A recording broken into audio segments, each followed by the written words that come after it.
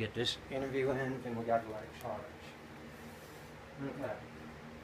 We were just talking about real life environments to training in, such as backyards and stuff like that, and, compared to training in dojos.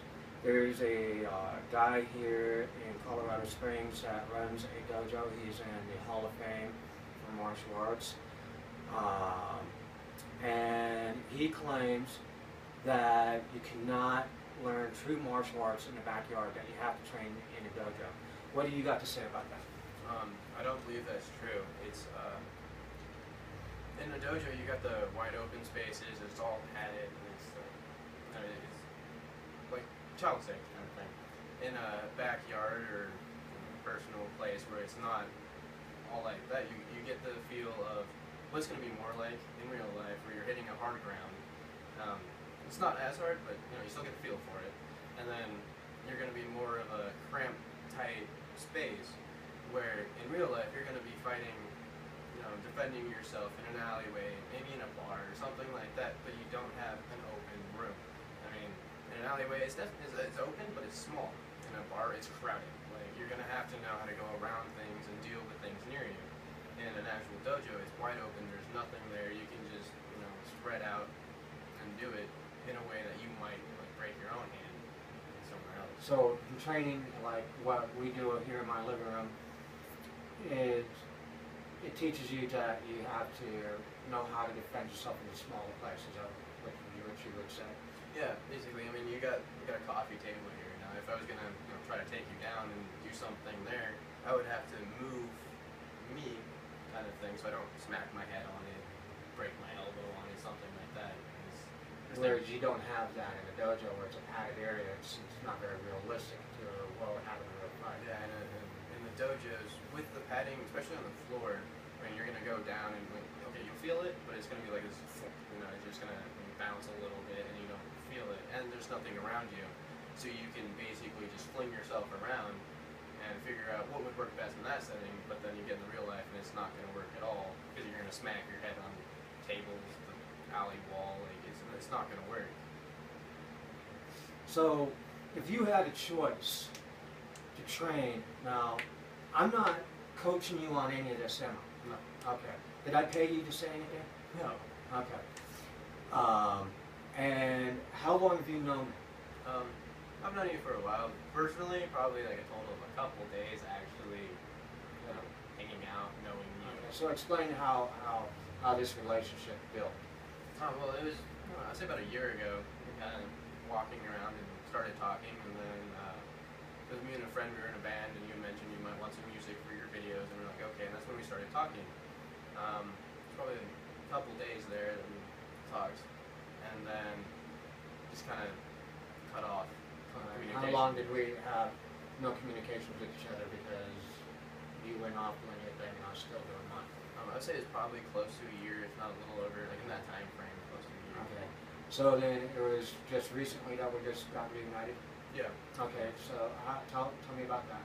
It was, well, I was looking to continue my training, but I didn't have money, so I had contacted a dojo that I was with, and they said they couldn't do it due to corporation things, and so I was just kind of rattling the brain a little bit, and I was talking with a friend, and he had mentioned you. I mean, conversation, just reminiscing, if you will, and I was like, oh yeah, you do the martial arts thing, and then I contacted you to see if you were still doing your training and all that, and I brought up the same thing of kind of exchanging out of work for a tuition type thing, and then you were down for it, and then that was a couple days ago, and I showed up. So I'm not charging for classes? No, I'm helping you out, kind of exchange, like a barter kind of thing. Now, we had talked about money, so explain about that. Well, it was said $75 for a month for classes, and I don't have a job right now. I'm job hunting, but I still really like training, and it helps me out. So I had told you that I don't have money right now, and in the future I will try and get a job and get settled in and then go from there. But for the time being, since I don't have money, you said it'd be all right to help you with videos and things like that in exchange. Now you're learning along the way as we're doing videos, right? Yes, definitely. I mean, you're teaching me, and we're practicing, and then we'll shoot the videos. I know, and I'm learning It's not just here, do this, shoot a video, move on kind of thing. Like, Now, I'm not bashing on dojos or anything like that. I mean, because I would like to have a dojo myself, but that's a lot of overhead that I don't really need to be putting money towards, because I'd spend food out of my kid's mouth, out of my mouth, my fiance's mouth. So in this kind of environment, I'm able to keep all the money in-house.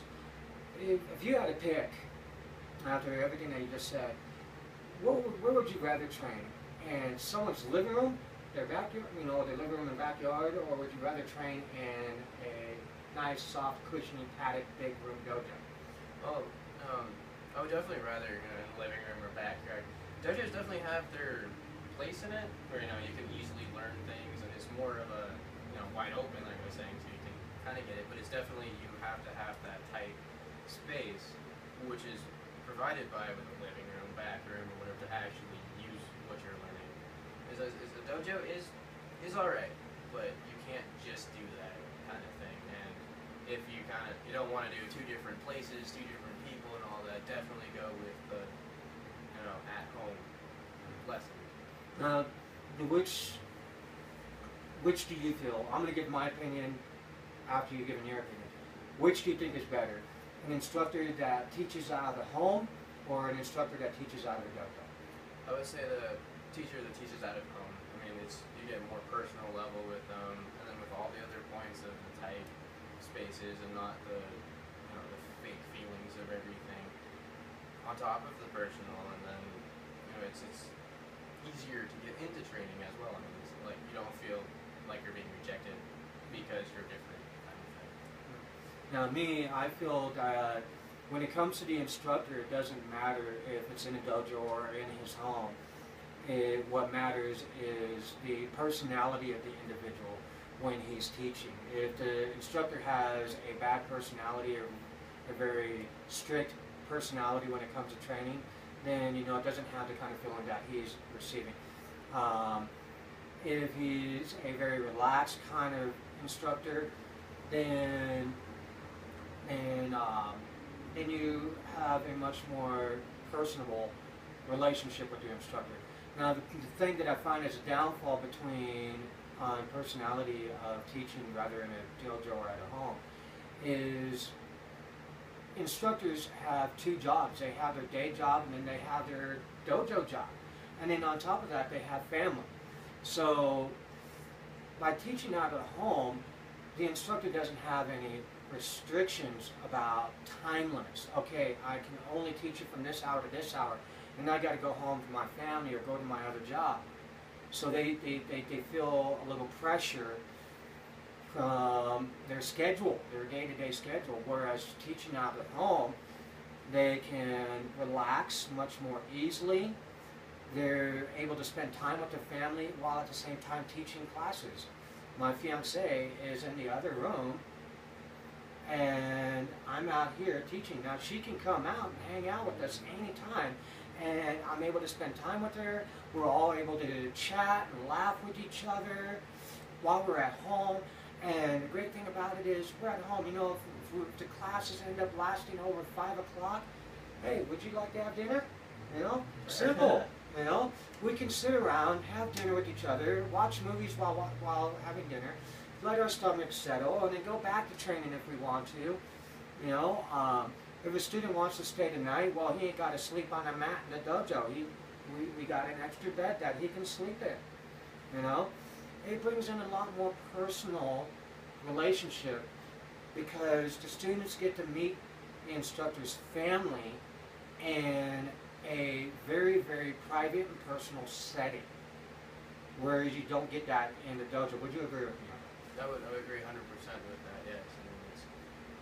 But the whole thing with in a dojo, you meet the guy, like the instructor, and that's it. You don't know anything about his life. I'm not talking about stalker status here, but it's like, if you know a little more about how they live and things like that, then you get more comfortable and more personable with the instructor, and it makes it easier to learn, more relaxed, and you're more into the training. You're not, sitting there thinking, it's like, okay, what did this guy do last night? Like, do I have to be worried right now? Kind of thing. It's definitely more, it's open, easier Yeah, it's not kind of like going to a job.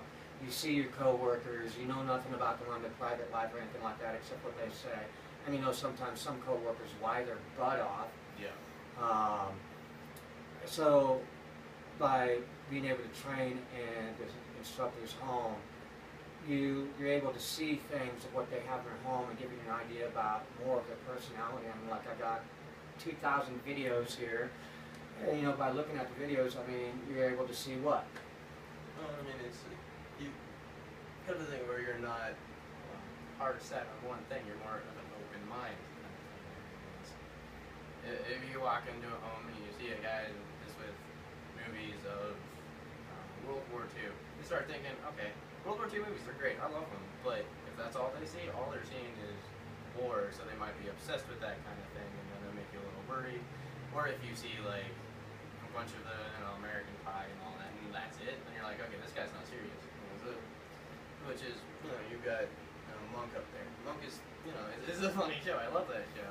Which means you've got that relaxed kind of humorous thing, and then up there you also got, well, I don't really know. Sopranos, there we go. That's another one where it's more serious. You're more well-rounded than just... So being in the home, you're able to see things and get a better idea of the person's personality. Yeah, and their family's personality. Yeah. And family makes a big difference on an individual's personality. It makes a huge impact because what you got is a multitude of people in one confined space that are blending their personalities together.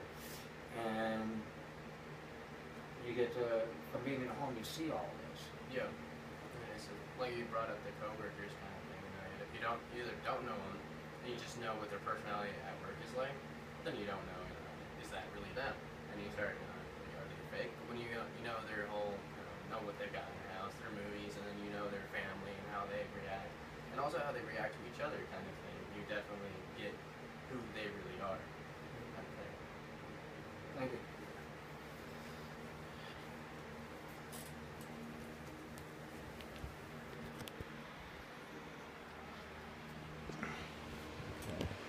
Need to plug this in now. Go ahead and have another cigarette. You gotta charge this up. So we're gonna if you're up for it, we'll just relax for an hour and watch a movie if you want. Sounds great to me. Alright. Well, I got these DVDs here that we gotta get watched before we turn to the library. I had to pick something out.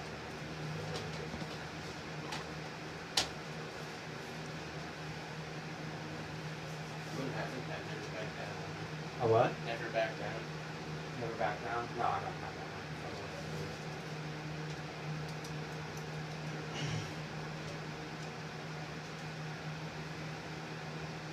one. Yeah, I'm more of a type of person of never back down. I'm more of a person know when to hold them and know when to fold them. Well, no, I'm talking about in. Oh, well, yeah. There's some moments where you should just back the fuck off. There's other moments where it's like, okay, I guess we need to do this.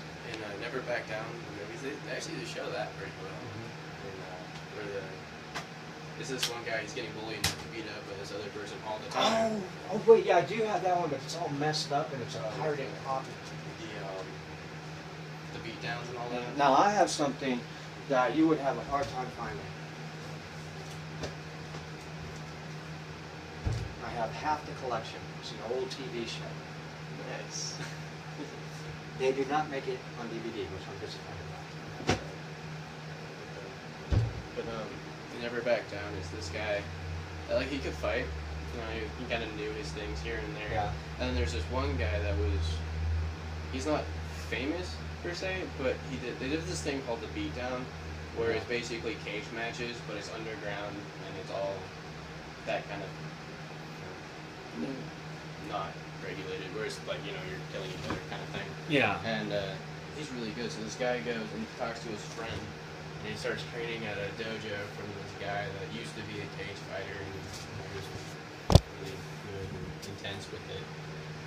And he goes and starts getting better and better, and then starts getting stupid with it, and starts beating up random people, just that